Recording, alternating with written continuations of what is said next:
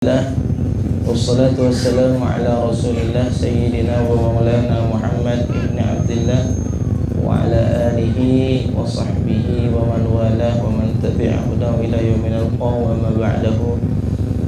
Qala al-musannif rahimahullah ta'ala wa hada man nafa'ana bihi wa bi'ulumihi fid dawrain amin min kitab Riyadhis Shalihin lil Imam an-Nawawi rahimahullah ta'ala rahmatan wasi'ah. Babun ay hadza babun fi bayani dzikril mauti wa qisaril amali. Bab menjelaskan tentang mengingat kematian wa qisaril amali dan memendekkan angan-angan. Ya, bab tentang mengingat kematian dan memendekkan angan-angan. Karena dua ini berkaitan. Orang kalau banyak ingat matinya akan semakin sedikit angan-angannya. Semakin orang yang tinggi angan-angannya, semakin lupa tentang kematian. Ini dua hal yang tidak bisa dipisahkan. Makanya Imam Asy-Syafi'i itu pernah mengatakan bahwa saya bersuhbah dengan orang sufi tasawuf. Lalu beliau mengatakan saya beristifadah mengambil faedah apa? Bahwa al-waktu kas-sayfi.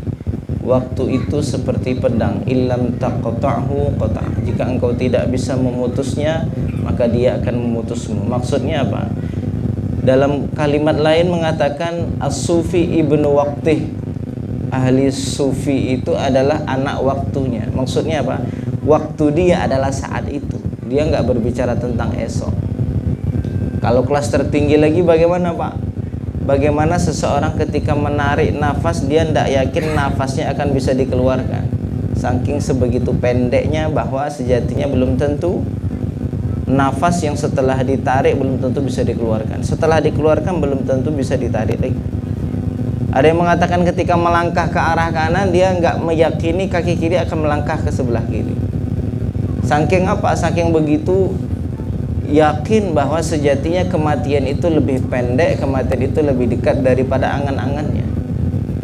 Ya, lebih pendek daripada angan-angannya. Kematian itu lebih dekat.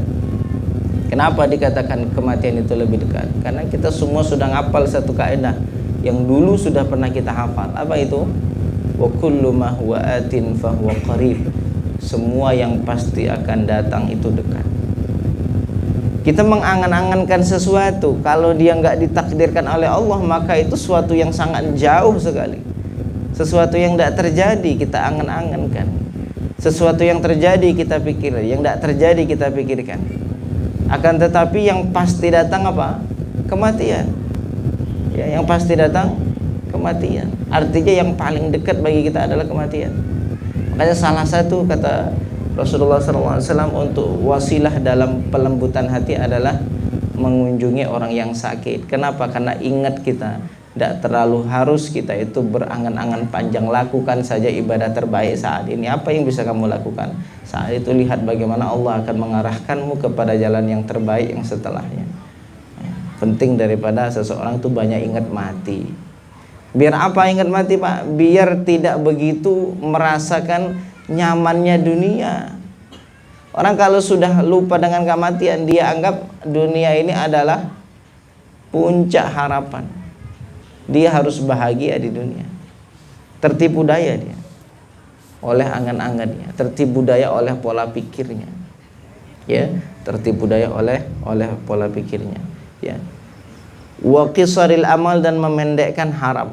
Ya, bahwa kematian sejatinya lebih pendek, lebih dekat daripada harapannya, daripada angan-angannya. Qala ta'ala, Allah subhanahu wa ta'ala berfirman, kullu nafsin dha'iqatul maut. Setiap yang bernyawa pasti merasakan yang namanya kematian. Apa yang dimaksud dha'iqatul maut? Alamu muqaddimatihi wa hala sakratihi. Pedihnya permulaan mau mati. Ternyata sebelum meninggal itu ada rasa kepedihan yang dialami oleh setiap orang. Setiap yang bernyawa, bukan hanya manusia, hewan pun kalau dia mau mati pun merasakan hal yang dahsyat. Begitu pedihnya sakaratul maut. Wahala sakrati, dan saat ketika sakroh. Sakroh ini dalam bahasa Arab itu orang lagi mabuk Pak. Kenapa mabuk? Begitu pedihnya saat ketika dicabut nyawa, sampai nggak sadar diri kayak orang mabuk. Orang mabuk tuh nggak sadar lagi akalnya, sehingga orang yang mengatakan la ilaha illallah, kenapa Rasul bersabda, "Man qala la ilaha illallah dakhalal jannah." Siapa yang mengucapkan la ilaha illallah masuk surga. Dan yang mengatakan, "Wa man kana akhir kalami la ilaha illallah dakhalal jannah." Siapa yang bisa akhir kalamnya la ilaha illallah mesti masuk surga. Ucapan terakhir la ilaha illallah, ndak ngomong apapun setelah la ilaha illallah pasti dijamin surga. Kenapa? Karena saat ketika sakarah, saat lagi mabuk, saat lagi sakit pedihnya sakaratul maut, orang itu tidak akan bisa berbicara dari logika. Orang itu akan berbicara dari rasa. Orang itu akan berbicara dari hati. Tergantung hatinya kemana, rasanya kemana. Kalau rasanya hatinya kepada Allah, maka akan mudah lisan yang mengucapkan la ilaha illallah. Saat itu tidak bisa lagi kita pakai logika. Oh, ini ingat hadis Nabi yang mengatakan bahwa siapa yang ucapan akhir kalamnya la ilaha illallah sebelum mati dia masuk surga. Tidak lagi mungkin kita berbicara begini, Pak. Pikiran tidak lagi ngarah ke situ. Pikiran saat itu sedang bersaksi apa yang saat ini, yang saat ketika saat dia lagi sehat, yang sering ia sebut, yang sering ia ingat, itulah yang akan dia sering sebut dan akan banyak ia sebut saat ketika mengalami fase sakrah atau saat ketika posisi mabuk orang mau mati. Ya. Kullu nafsin dha'iqatul maut, setiap yang bernyawa merasakan pedihnya, dia pasti akan merasakan pedihnya sakrah, pedihnya kematian. Dikatakan bahwa pedihnya kematian ini luar biasa. Nabi Ibrahim alaihissalam ketika ditanya, Allah bertanya, "Wahai Khalili, wahai kekasihku, apa yang kau rasakan dari pedihnya rasa sakaratul maut?" Kata Nabi Ibrahim alaihissalam, "Ya Rabbi, ya Tuhanku, saya merasakan seperti kulitku basah, dibuka secara paksa lalu ditusuk pakai besi yang panas." Besi yang panas itu ditusukkan ke kulit, kulit yang dikelupas secara paksa selagi hidup, dikuliti secara hidup, lalu ditusuk pakai besi panas. Begitu pedihnya. Pernah merasakan seperti ini kita merasakan di dunia ini. Lalu kata Allah Subhanahu wa taala, "Wahai kekasihku Ibrahim, sungguh apa yang kau rasakan itu diringankan berkali-kali lipat." Artinya apa? Normalnya tidak begitu. Normalnya kita orang biasa kalau merasakan sakratul maut tidak begitu. Ya secara logika belah. Ya enggak? Kulit kita ini kan bagian dari tubuh kita. Ketika dia dibuka betapa pedihnya. Kuku coba buka lepas secara paksa. Mata lepas dari tubuh kita. Orang tanpa mata tidak bisa hidup. Orang tanpa kulit bisa sebagian ada yang hidup. Tapi bayangkan ruh yang ada dalam diri kita dilepas dari diri kita. Kita melepas dari diri sendiri. Artinya apa? Betapa berlipat-lipat rasa pedih yang dirasakan. Ya, itulah yang disebut dengan sakaratul maut. Beberapa hal yang bikin mabuk saat ketika datang kematian, oleh sebab betapa pedihnya rasa. Saat itu sekejap Allah tunjukkan, ingat orang itu tidak ada yang boleh merasa aman dari kehidupan dunia. Oleh sebabnya apa? Karena sekelas Imam Ahmad bin Hanbal ketika sudah mau mati, ketika mau meninggal, proses sakaratul maut lagi pingsan itu, ketika murid-muridnya mengatakan la ilaha illallah, ucapkan syahadat, apa kata Imam Ahmad bin Hanbal? Enggak. Ngomong enggak. Terkejut murid-muridnya, bagaimana mungkin seorang imam kita suruh mengucapkan syahadat, kita talqin, tiba-tiba dia mengucapkan tidak. Ketika sadar Imam Ahmad bin Hanbal, lalu Imam Ahmad bin Hanbal mengatakan, tadi syaitan datang menawarkan beberapa tawaran. Salah satu tawarannya adalah kalimat kufur yang dia tawarkan kepadaku, lalu saya katakan tidak. Lalu sekelas Imam Ahmad bin Hanbal tidak lepas dari yang namanya godaan sakaratul maut yang saat itu datang semua iblis, semua syaitan. Bagaimana orang ini bisa terpeleset dari keimanannya, harapan dan cita-cita besar syaitan itu menggeserkan kita dari iman. Pengennya kita ini adalah orang yang kufur. Makanya orang-orang di dunia ini dididik untuk zikir la ilaha illallah, la ilaha, ngamalin wirid pagi, petang, pagi. Untuk apa? Untuk membiasakan lisan ini saat ketika sulit yang disebut itu, Pak. Orang tuh kalau hatinya kotor, kalau mulutnya kotor, pas lagi susah itulah yang disebut ucapan.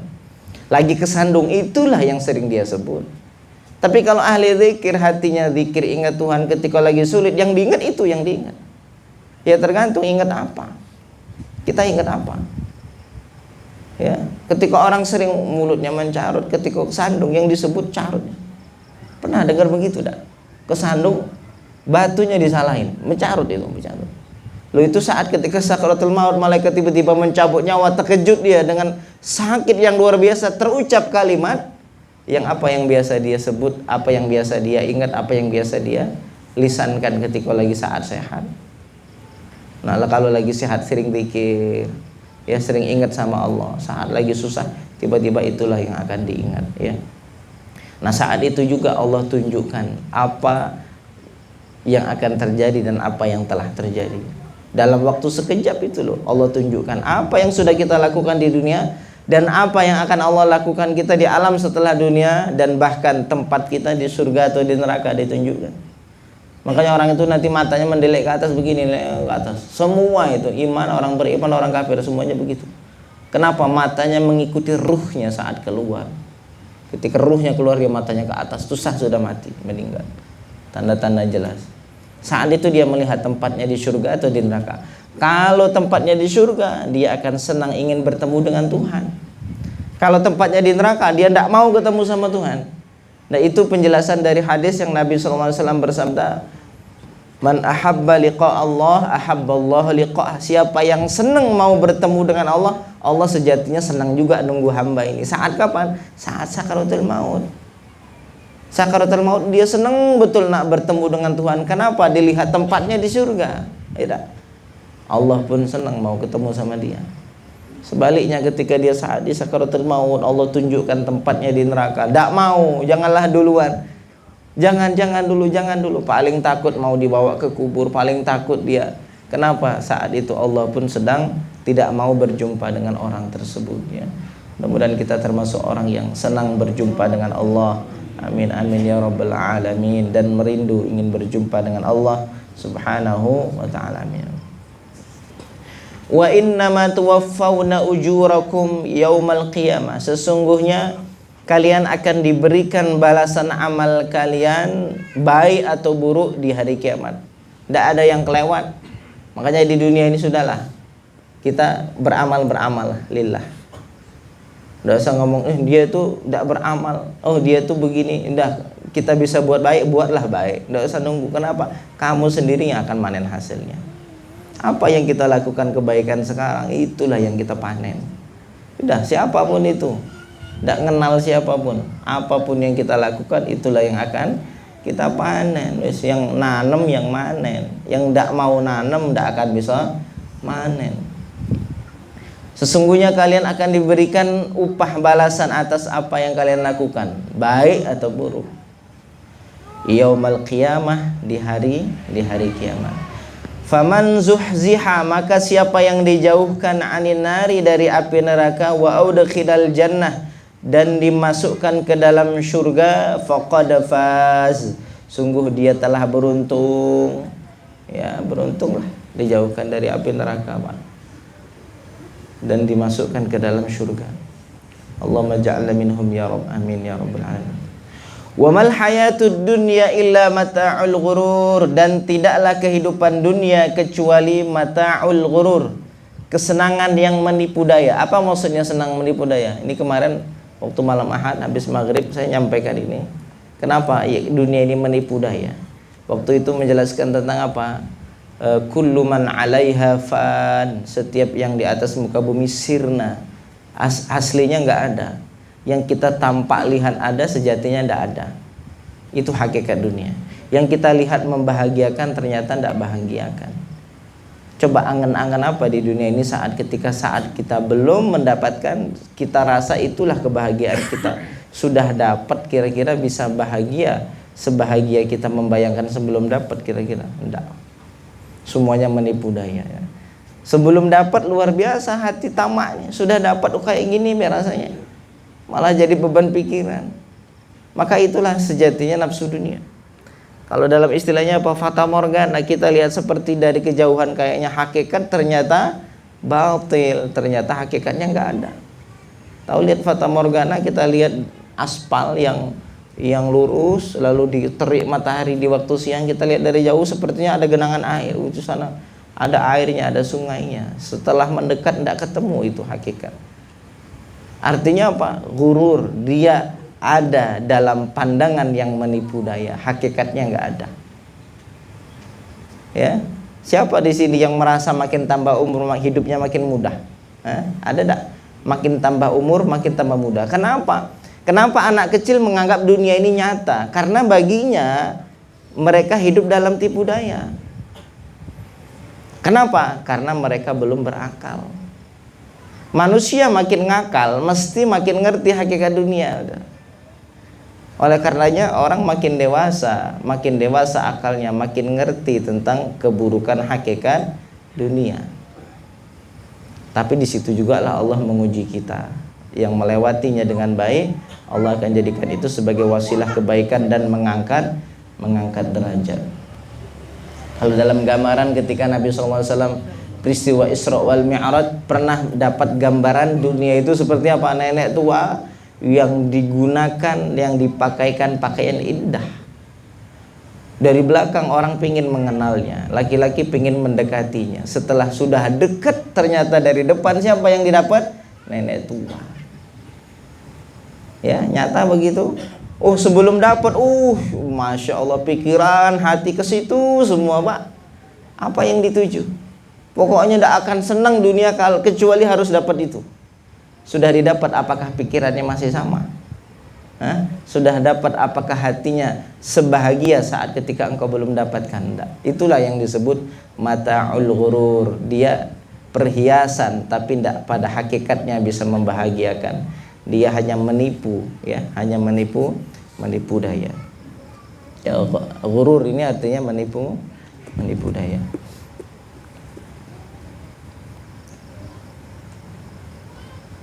Wa qala ta'ala, Allah Subhanahu wa ta'ala berfirman, "Wa ma tadri nafsum madza taksibu ghada." Dan jiwa ini tidak akan tahu apa yang akan dia peroleh besok. Nanti di akhirat ini dia tidak tahu apa yang akan dia dapat di akhirat nanti. Wa ma tadri nafsum bi ayyi ardin tamut, dan jiwa tidak akan tahu di manakah tempat dia mati. Ya, sekalipun kita walau kuntum fi burujim musyayyadah, sekalipun kita itu berada di satu tembok besar, lari dari kematian tidak bisa dapat untuk lari. Pasti datang kematian. Ya, pasti datang kematian itu. Wa qala ta'ala, Allah Subhanahu wa ta'ala berfirman, bismillahirrahmanirrahim, fa idza jaa ajaluhum la yastakhiruna sa'atan wa la yastaqdimun. Apabila datang ajal mereka, tidak bisa memendekkan atau tidak bisa memajukan. Sudah takdirnya mati, tidak bisa maju, tidak bisa mundur.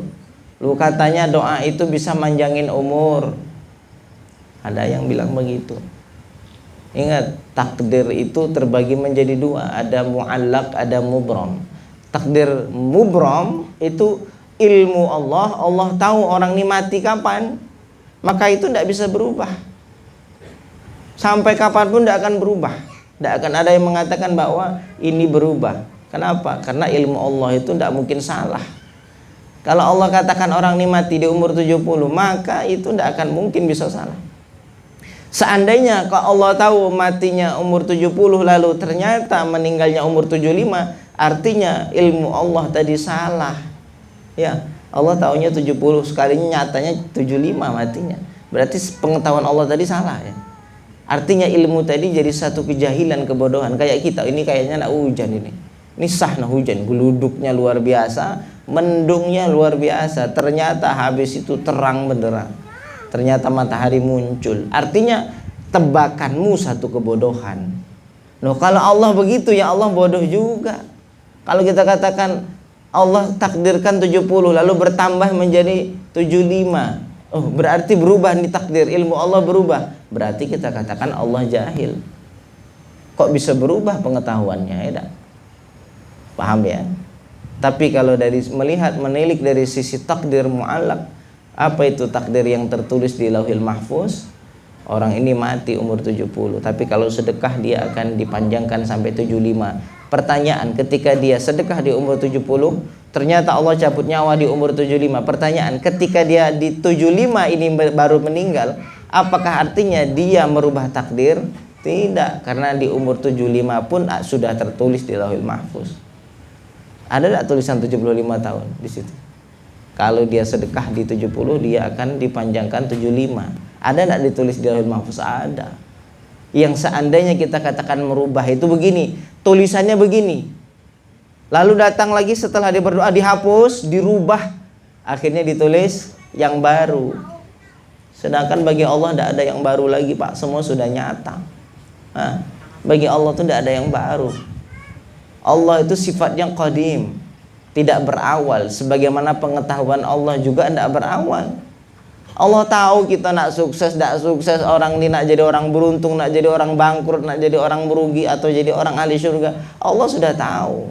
Sedari kapan? Munzul adzal, semenjak zaman qadim, tidak ada awal saat ketika belum ada waktu saat itu. Allah sudah tahu semua.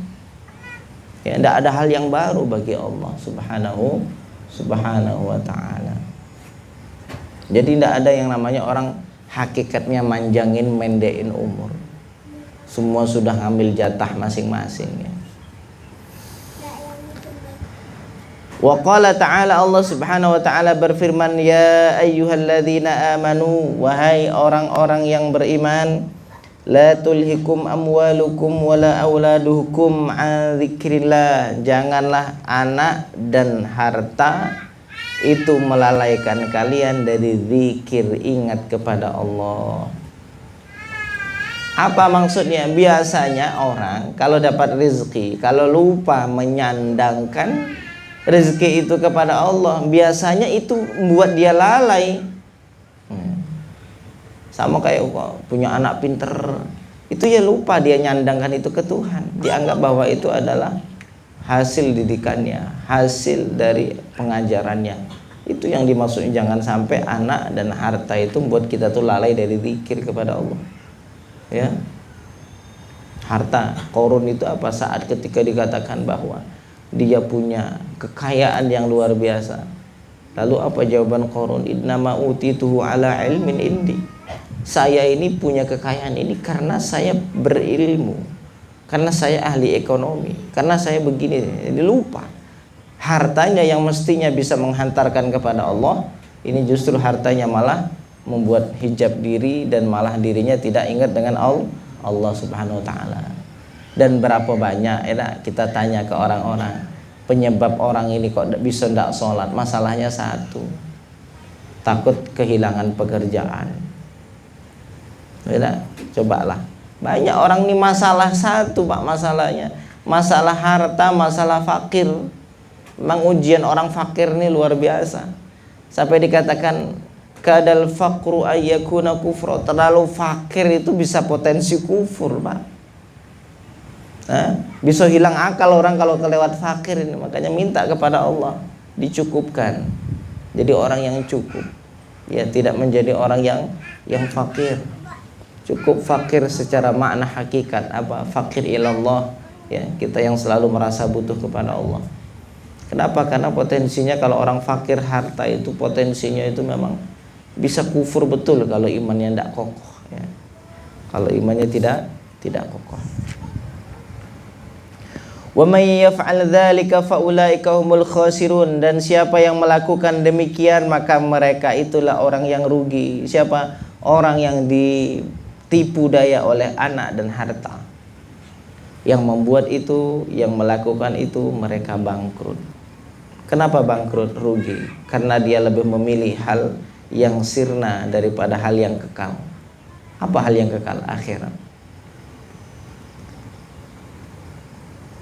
Wa anfiqu mimma razaqnakum, dan berinfaklah dari apa yang kami berikan rezeki kepada kalian. Allah menggunakan kalimat yang indah. Berinfaklah dari apa yang kami berikan kepada kalian. Jadi Allah mengingatkan, ingat yang kamu punya itu milikku, yang engkau punya itu dari kami. Kalau engkau sadar itu, maka engkau akan mudah mengeluarkannya. Maka ini bukan perkara masalah kaya atau miskin, Pak. Bukan perkara punya atau tidak punya. Sekarang ini perkara engkau yakin yang engkau punya itu milik siapa. Selagi masih yakin itu milik Allah, mudahlah kita nak mengeluarkan. Kok selagi kita mengatakan ini milikku, ini jeripayahku, ini usahaku, mesti bakhil. Sah pasti.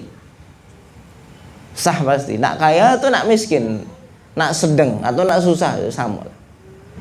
Jadi kuncinya orang itu kalau mau loman, mau mudah mengeluarkan satu, ingat ini punya siapa. Indah bahasanya yang Allah pakai dalam ayat ini ya.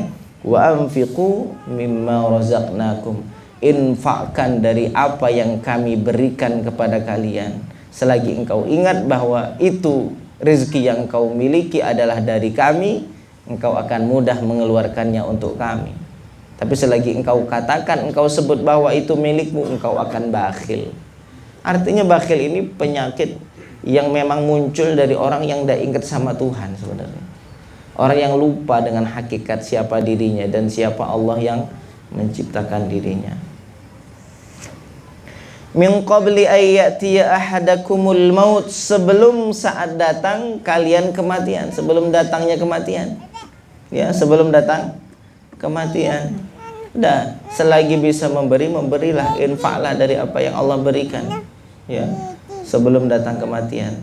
Fayaqula rabbi laula akhartani ila ajalin qarib fa asaddaq wa akum minas salihin.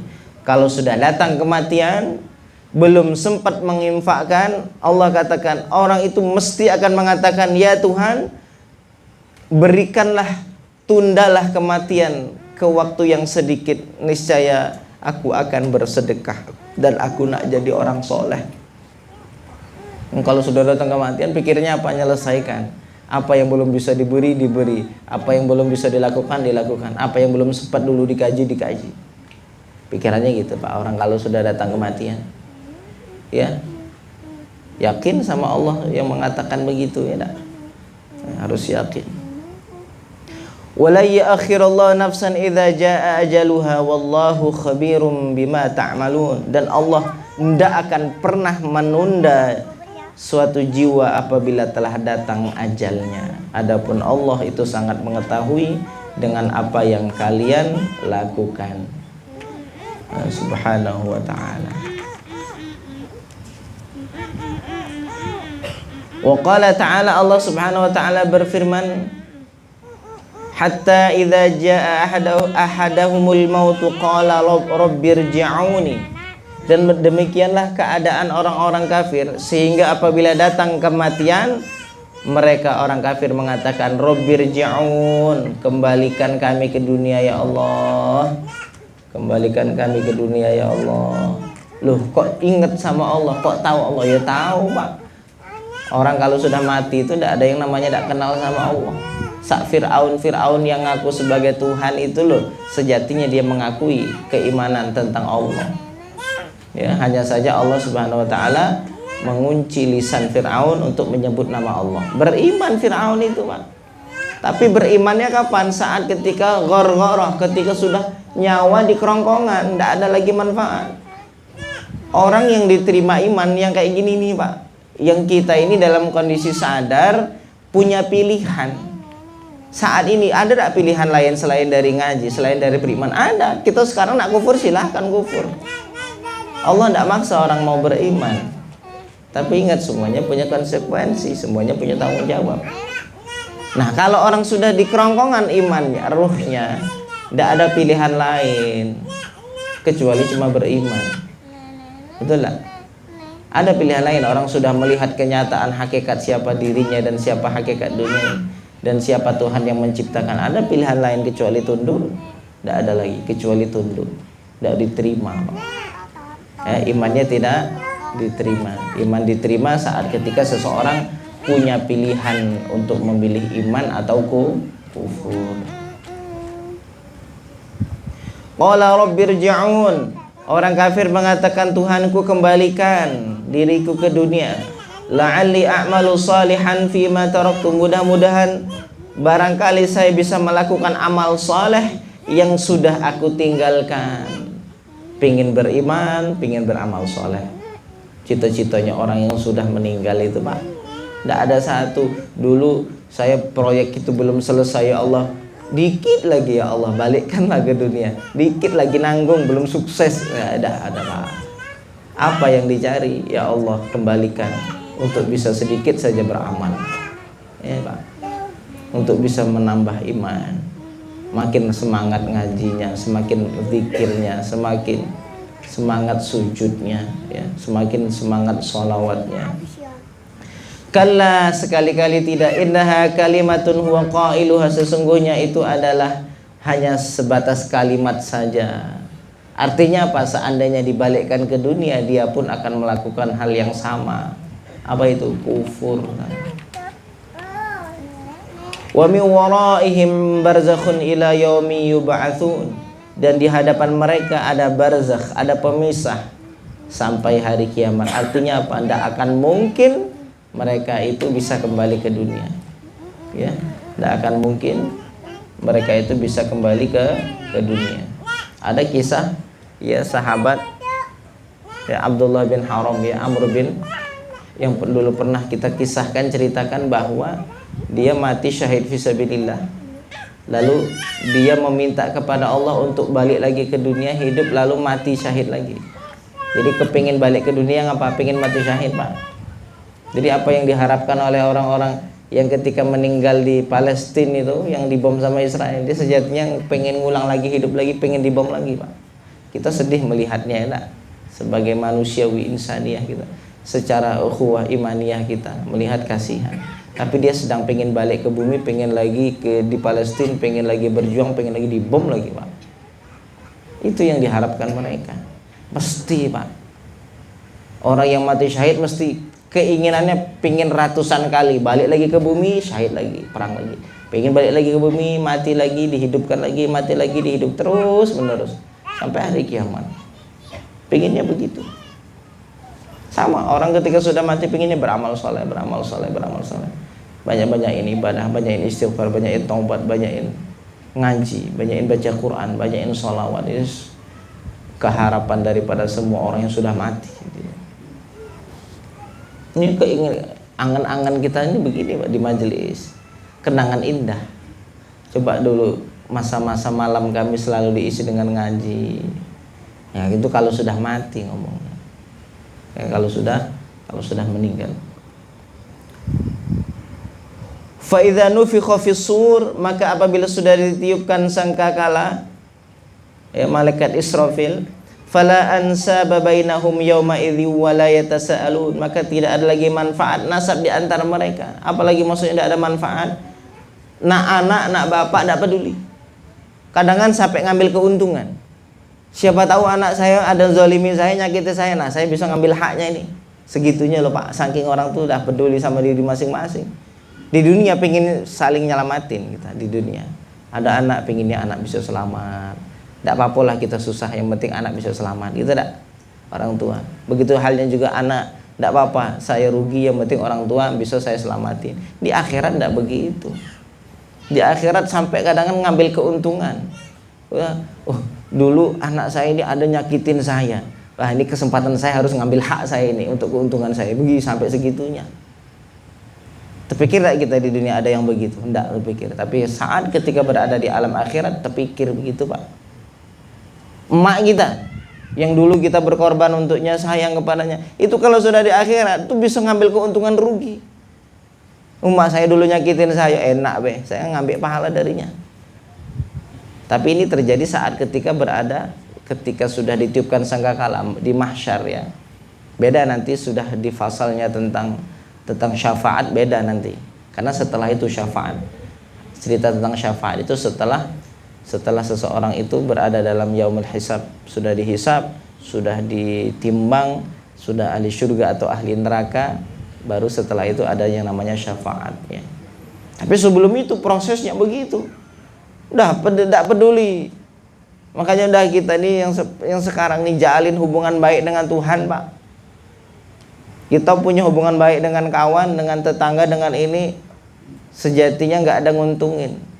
Dekat pun sama mereka niatkan karena Allah, bukan karena ngambil keuntungan rugi, sah rugi.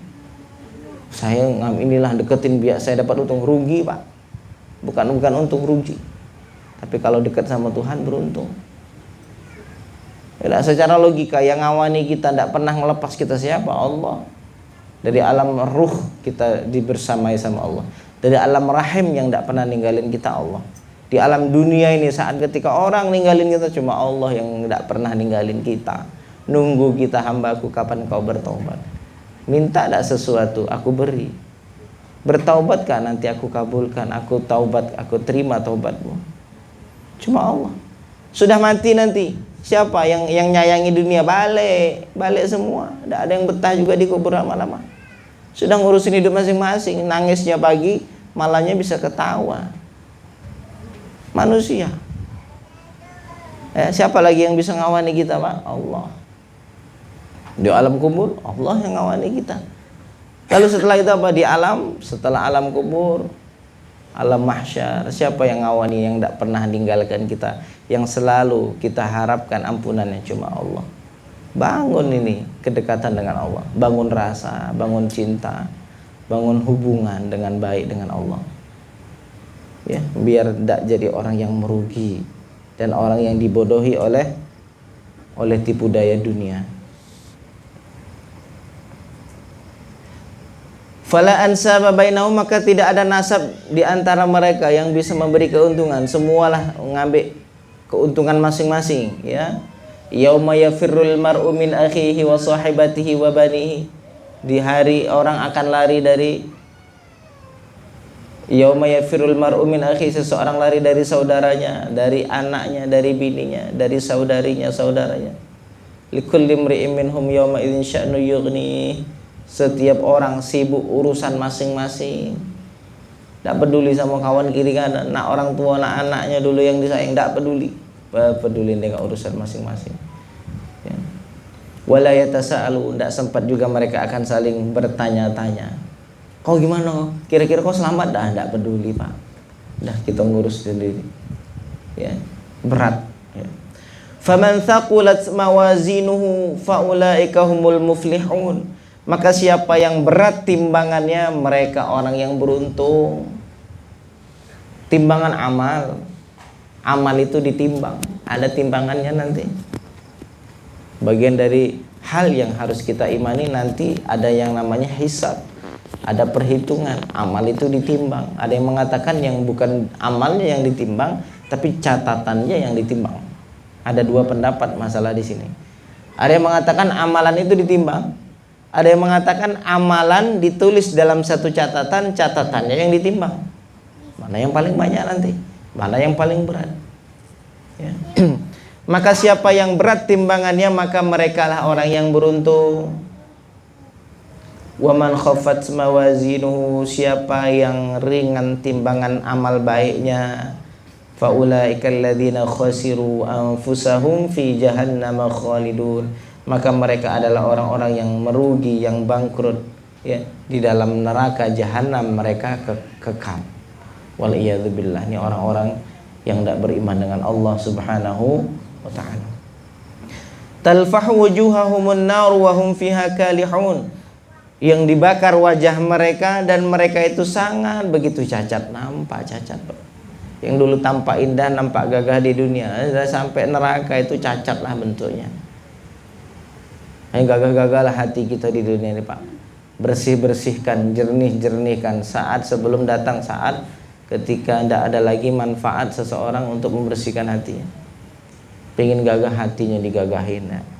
Pengen cantik hatinya dicantikin. Allah itu cuma nengok hati kita, ya. Alam takun ayati tutla alaikum fakuntum biha tukadzibun. Tidakkah ayat-ayatku dibacakan kepada kalian lalu kalian mendustakan? Ayat-ayat apa? Ayat-ayat kauniyah ini, Pak.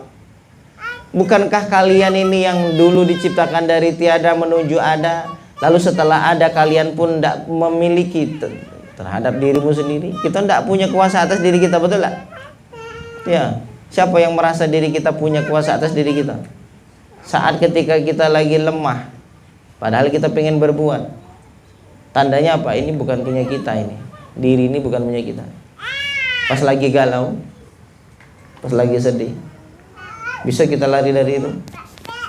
Bisa kita ngomong galau, lari sana. Engkau bukan tempatnya dalam tubuh, ini milikku tubuh ini. Engkau tidak boleh masuk ke dalam diriku, bisa. Sehingga kita dalam kesedihan kita pun kita tidak sanggup untuk bisa menahannya. Artinya apa? Ini tanda-tanda ayat kauniyah. Engkau hamba. Dah wis lah.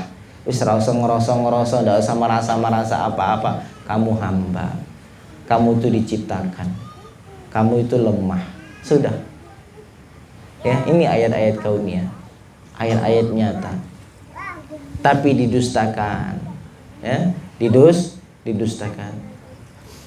Ila qouli ta'ala, hingga firman-Nya Allah Ta'ala, qala kam labithum fil ardi adada sinin, berapa lama kalian dulu tinggal hidup di dunia? Nanti bakal ditanya, Pak, kamu berapa lama dulu di dunia? Kira-kira berapa hari di dunia, Pak? Oh, ini 60 tahun. Enggak ada yang jawab 60 tahun. 70 tahun, enggak ada yang jawab 70 tahun. Qalu labithna yauman aw ba'dha yaum. Lalu semuanya akan menjawab, kita menjawab labithna yauman aw ba'dha yaum. Kami bertinggal di dunia sehari atau tidak sampai sehari. Kita semua jawab gitu. Berapa lama kamu kemarin hidup di bumi? Padahal ini 60-70 tahun, Pak.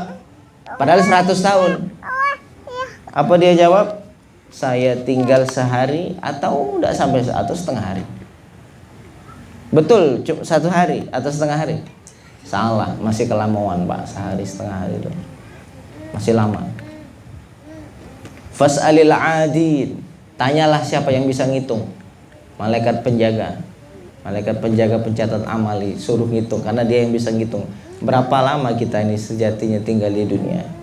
Qala illa bithum illa qalila. Lalu kata malaikat penghitung, kalian itu tinggal di dunia kecuali sebentar saja. Kalau dihitung cuma 2 menit, Pak. Berapa menit kita tinggal di dunia? Kalau umurnya berapa tahun? Kalau umurnya 70-60 tahun, 2 menit. Ya, 2 menit.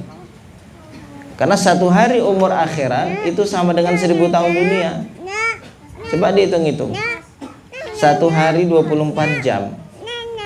1000 tahun akhir dunia sama dengan 1 hari akhirat. Dihitung berapa hari? Berarti 1 hari akhirat kalau 1000 tahun dunia berarti 1 jamnya berapa? Dibagi 24 jam. 1000 dibagi 24 berapa? Coba dihitung. Kita nak tahu nih ini berapa menit kita tinggal. 1000 dibagi 24 40.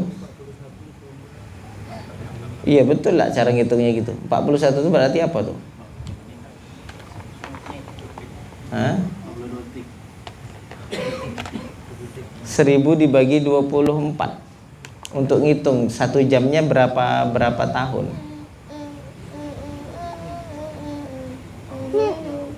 Hah? Tak bingung cara ngitungnya dah.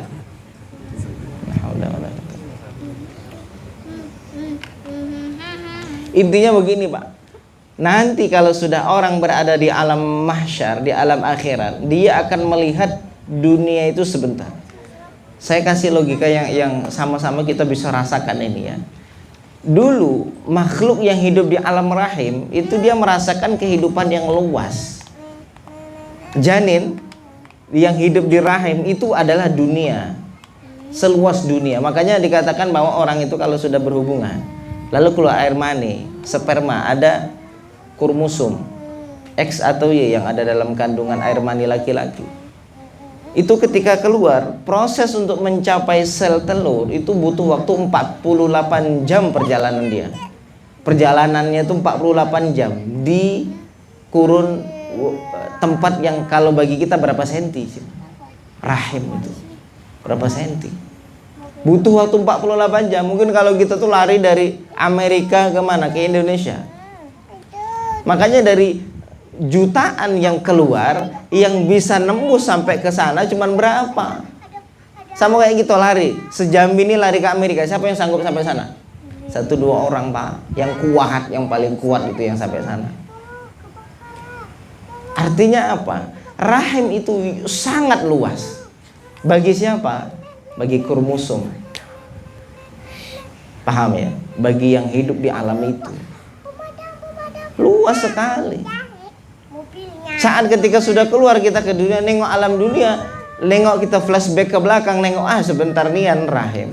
Berapa bulan? 9 bulan. Nengok orang, beberapa orang nengok lahir. Baru kemarin hamil lahir. Berapa hari kemarin hamil, kadang lahir. Sebentar nian. Karena kita sudah melihat, menilik dari sisi alam dunia. Nanti saat kita di alam kubur, kembali ke dunia. Oh dunia ya Allah sebentar nian. Naik lagi dari alam barzakh, alam kubur, naik lagi ke alam mahsyar. Makin sebentar lagi, kubur itu sebentar. Apalagi nengok lagi ke dunia. Makanya hanya beberapa menit di dunia. Ini yang kita harapkan di beberapa menit ini, Pak. Ini yang kita tunggangi selama ini, yang kita harapkan kebahagiaan di sini. Yang kita nak nyari apa? Tujuan kita dunia. Wal'iyadzubillah. Tujuan kita akhirat melalui dunia. Tujuan kita akhirat menjadikan dunia sebagai fasilitas kemudahan untuk akhirat. Ini yang benar, ya.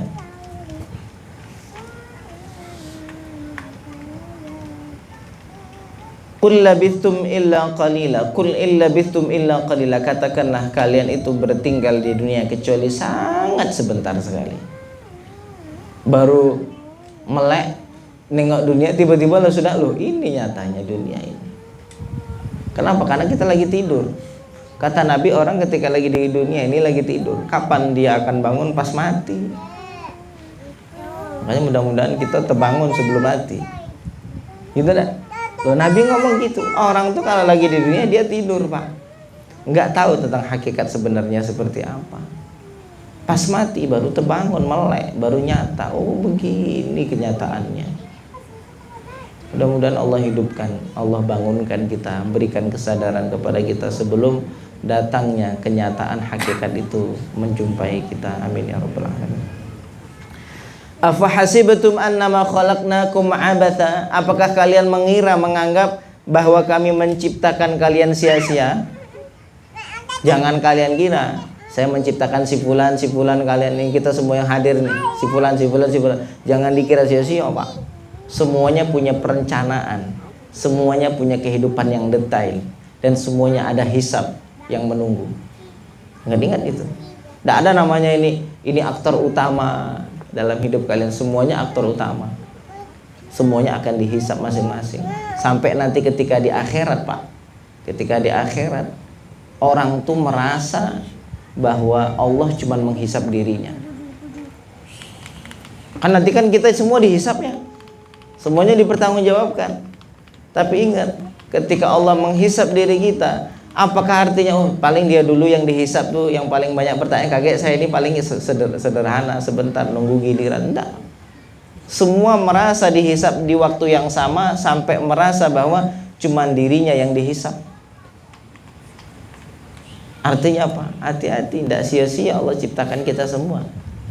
Pertanggungjawabannya luar biasa. Setiap detik, waktu, saat yang kita lewati akan dipertanyakan. Waduh.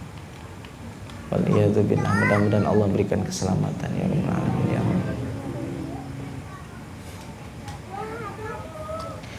Afa hasibtum annama khalaqnakum abatha? Apakah kalian mengira kami ciptakan kalian sia-sia? Tidak sama sekali sia-sia. Semua dah menunggu saatnya. Dulu tuh sampai saya tuh punya pikiran gini, Pak, dulu masih kecil. Saya tuh merasa apakah saya itu hidup di dunia yang aktor utamanya tuh saya. Yang lain ini faktor pendukung. Gimana kayak film ada bintangnya. Dan yang lain tuh faktor pendukung saja untuk nolong saya. Ada yang nyakitin saya, habis itu ada yang zalim, ada yang nolong gini, dan sampai ngiro kayak gitu loh dulu. Saking merasa bahwa kita tuh kayak dipedulikan betul sama Tuhan. Coba kalau kita sedang berdoa kepada Allah, saat kita bermunajat kepada Allah, saat kita sholat menghadap kepada Allah, kayak Allah tuh cuma punya kita, betul lah Pak? Yang lainnya kita sedang tidak perhatikan yang lain, bagaimana rasanya dia dengan Tuhan. Perasaan kita ini cuma kita sama Tuhan. Cuman kita sama Tuhan tok, cuman berdua tok loh. Kayak Tuhan tuh cuma milikku. Itu enggak? Merasakan enggak kayak gitu? Padahal semua orang merasakan hal yang sama. Semuanya dalam penciptaan yang luar biasa. Dan itu sama halnya ketika Nabi SAW dengan para sahabat. Ketika Nabi duduk dengan sahabat, jadi setiap sahabat merasa bahwa dirinya sedang diperhatikan penuh oleh Rasulullah. Padahal setiap sahabat merasakan hal yang sama, bahwa diri mereka sedang diperhatikan penuh oleh Rasulullah. Semuanya merasa cuman saya yang dipedulikan sama Rasul, padahal semuanya dipedulikan. Nah ini Allah menciptakan kita bukan pada kesia-siaan. Ya, jangan kira sia-sia Pak, siapa beda dari kita. Allah sedang merencanakan dan sudah merencanakan sesuatu yang besar. Wa annakum ilaina la turja'un, dan apakah kalian mengira bahwa kalian itu tidak dikembalikan kepada kami? Tidak, semuanya akan dikembalikan kepada Allah. Inna lillahi wa inna ilaihi raji'un. Kita milik Allah dan kepada Allah kita akan dikembalikan. Ya Karim, wallahu ta'ala a'la wa a'lam bis-shawab. Alhamdulillahi rabbil alamin.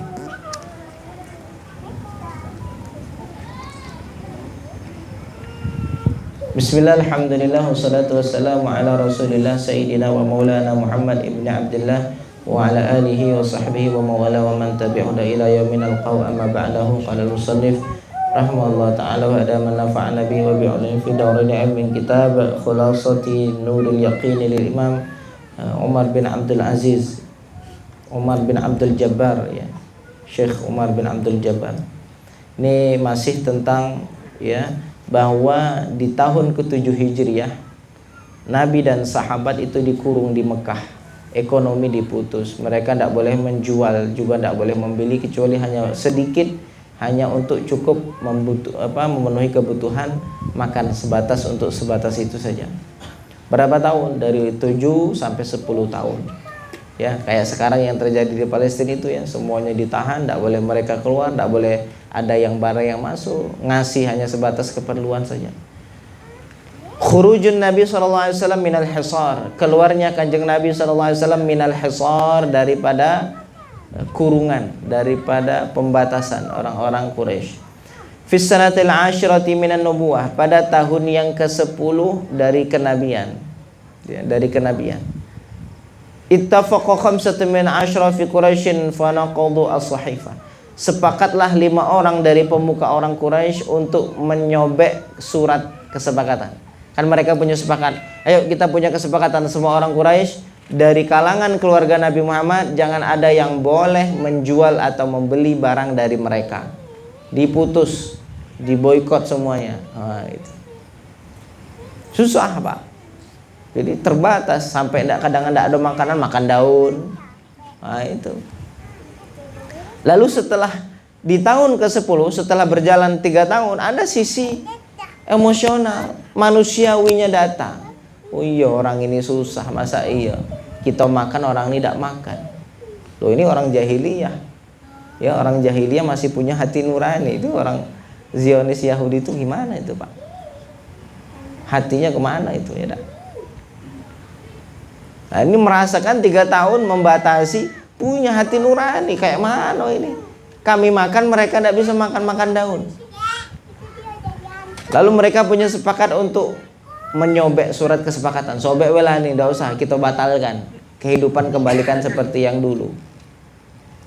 Fa kharaja Nabi sallallahu alaihi wasallam wa ma ma'ahu min al-hisar ba'da an makathu fi sya'bi qariban min 3 sanawat.